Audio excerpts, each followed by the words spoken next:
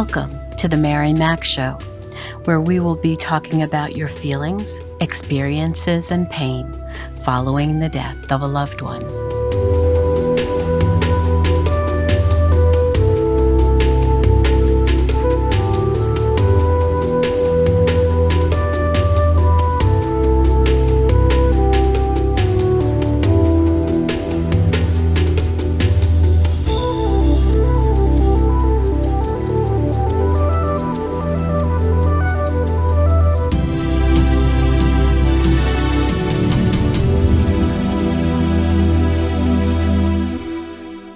Good morning, good afternoon, good evening.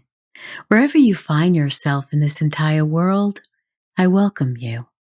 Hello, my friend, my warrior. Are you doing better this week? Are you proud of yourself for conquering something that was holding you back? Please share it with us by commenting on the blog post for episode 46 on my site, marymac.info. We'd love to hear about your success. I'm certainly hoping that the episodes you have listened to thus far have been of help to you. Earlier in the year, I created several episodes about the emotional challenges we go through during our grieving process. Last week, we spoke about the physical challenges we can experience, and this week we'll look at the social challenges that occur for us. In addition to the death of our loved one, we can also experience the death or end of friendships, family relationships, communities, property, jobs, and so much more. We'd like to believe that the people who were closest to us before we experienced our loved one's death would be sensitive to our needs and continue with our friendship just as before. We like to think the people at work would be caring and understanding to what has occurred and pick up the slack when we need to take off for the funeral planning. We'd like to feel like life will remain somewhat unchanged, except for the fact that the person you love isn't with you any longer. But the sad truth is, people's reaction to your bereavement may not be what you expect. People are wrapped up in their own lives and their own issues, their own personal pain and problems, so they don't have time to get involved with yours. They may promise you things and mean well, but in the end, they just have too much on their plate, and it's not always possible to help you with your pain when you need it. And it can cause hurt feelings and disappointment, and you're left wondering why they aren't following through on their promises. But life gets in the way so many times, and we have to realize that often it's not that they didn't want to follow through, they just couldn't with all their other obligations. And add to that their possible sense that what they promised was just too much work, and they also may not want to get involved with all your pain, tears, vetting, and other emotions that come up for you. And it's at times like this that we need to realize that in the past, we too personally offered to help someone and might have backed out for similar reasons. But now it's happening to you. And I realize it's painful. I realize you counted on them for something and they didn't come through. But you need to cut them some slack. My feeling on this is we have two choices. Either we get angry with them and harm the relationship, or let the upset go and keep the friendship. None of us is perfect. With all that's going on in the world, we can only handle so much stress. But that doesn't mean that we can't continue to ask for what we need, even if we get rejected. And I know the additional pain of rejection at such a sensitive time is hard to bear. I know that. The truth is, when someone we love dies, our circle of friends, sometimes family, diminishes. Many do not know what to do or say and aren't willing to subject themselves to your pain because it's too messy and complicated. There may be a good deal of our friends who have yet to experience a serious death of their own among their family and friends, or they have had their share and can't mentally deal with your problems right now. They may have attended the funeral, sent a card, even flowers, and you never heard from them again. Others who may be around you geographically, like your neighbors and your colleagues at work, may pay their respects at the beginning, but suddenly can't find the time to have lunch or coffee with you any longer for fear you might want to talk about your pain, and they just don't want to get involved with that. Because people avoid us, we suffer that rejection, either real or perceived. People just don't understand what you're going through, and we are unable to explain it ourselves. Other people want to help, but don't know what to do for us, and we are unable to communicate what it is we need from them. This makes everyone feel uncomfortable, and until you have a better grasp of exactly what will help you, it is best to simply communicate that to your family and friends. You might say, "Right now, I just feel overwhelmingly confused. I feel sadness and pain. I don't know what you can do for me. Perhaps you can just be here in the house with me. We don't have to talk much. Just be here with me. Your presence will comfort me." And that may be just enough for now. We also can feel a sense of isolation and alienation, and we believe we need to find distractions from the intensity of our grief. We try to stay busy, we overcommit to activities and become workaholics and volunteeraholics. Stay busy, do more, do more. We work later, we get up earlier, we try to stay away from our family. We try to do whatever it takes to keep moving, keep moving, keep moving, as if somehow we're going to outrun this grief. But unfortunately, you will never outrun your grief. You can cause it to be delayed by all that action and all that busyness, but somewhere along the way, it will creep back into your life and you'll need to deal with it then. Take a step back and ask yourself, what exactly am I doing? What am I trying to accomplish by working so feverishly? By taking on more at work, or more activities with friends, or even in cleaning projects in our home, so we don't have to deal with the world outside or anyone in it? Are we doing everything we can to keep ourselves out of the house, away from people? If this is you, you are running away from yourself, your pain, and your grief work. No matter how painful, you must slow down and allow yourself to feel this pain, and then you can begin to heal. One of the major complaints that I hear from adults who have lost adult siblings is that they often wonder why their grief is not as well respected as other types of grief. They've told me how friends and business colleagues dismiss the pain of losing a brother or sister. No one is really clear why this happens, but it does, and you are not alone. Most people seem to be more sympathetic to older widows who were with their husbands for decades, and those who have lost parents or children.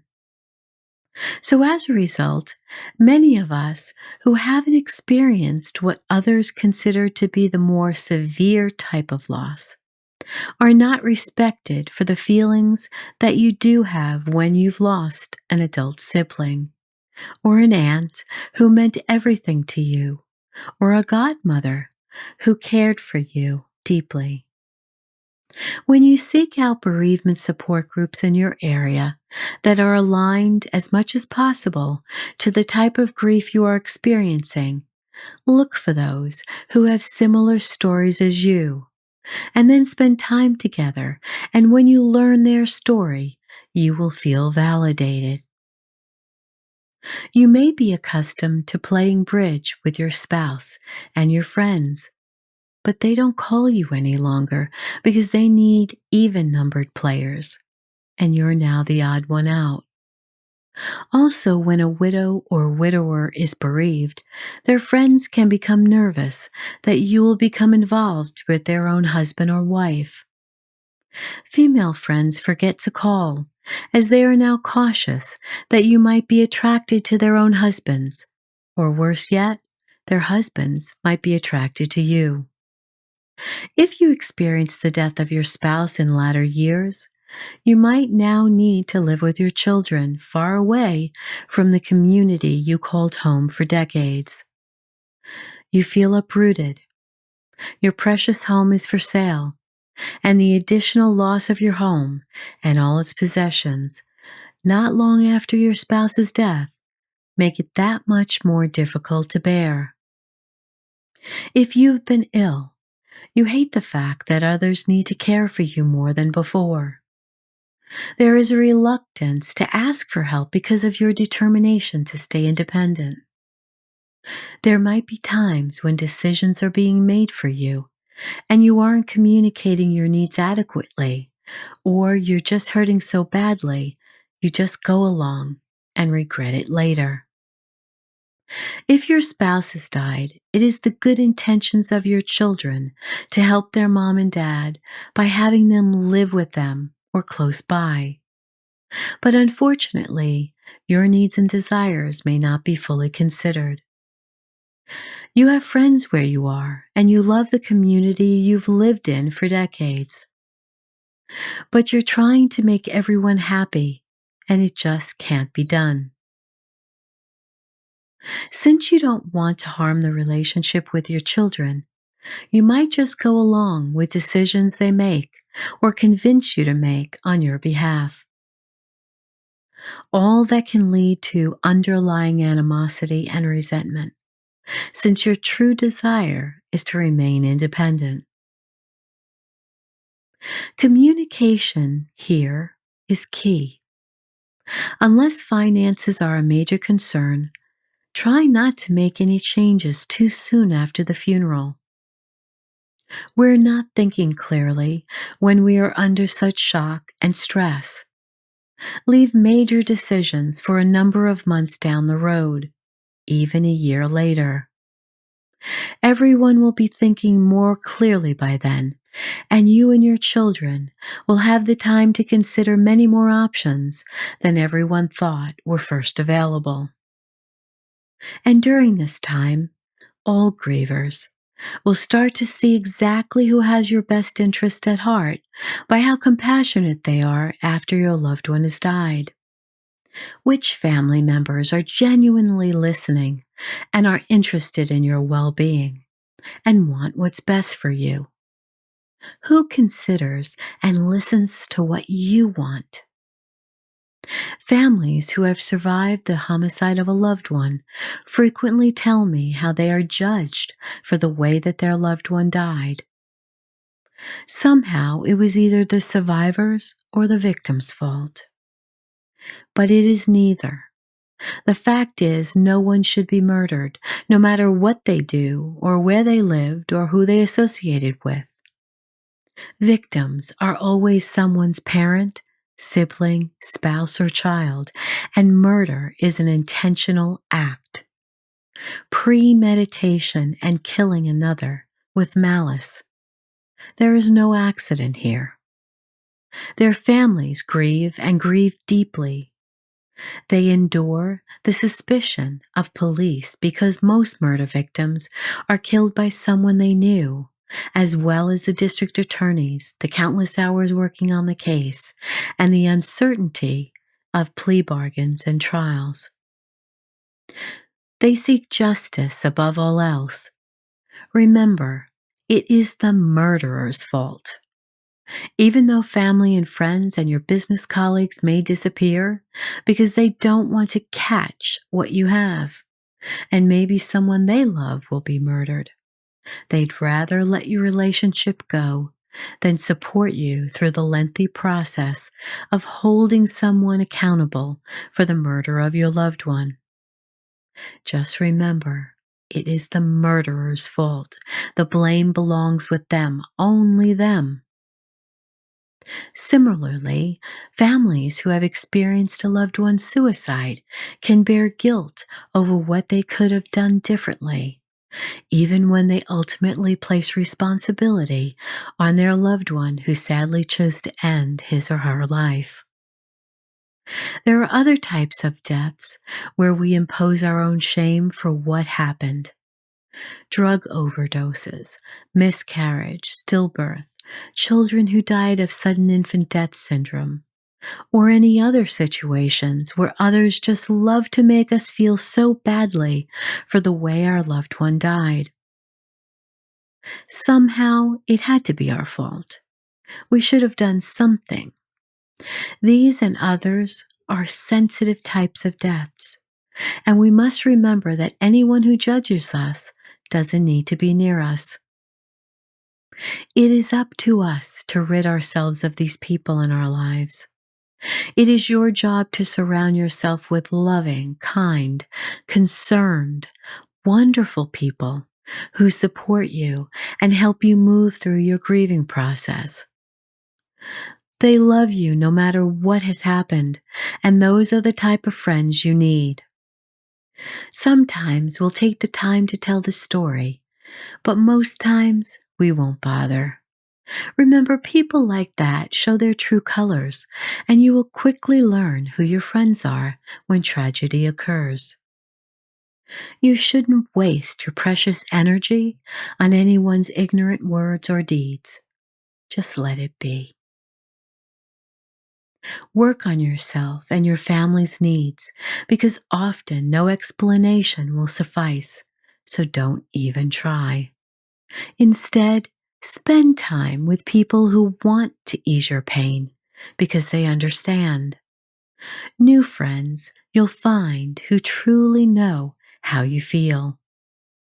You will find them in a bereavement support group. So there will always be someone whose advice you can do without. Take the good and discard the rest. So now it's time to get up and dance, dance, dance.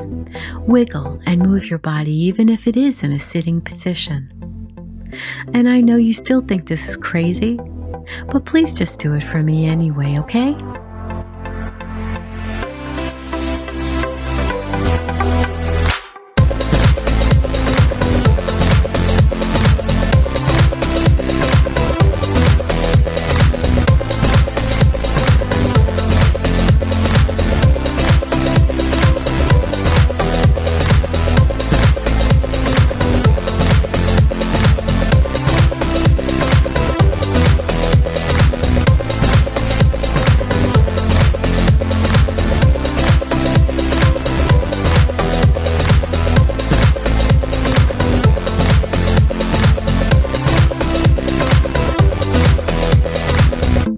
Thank you for listening in today.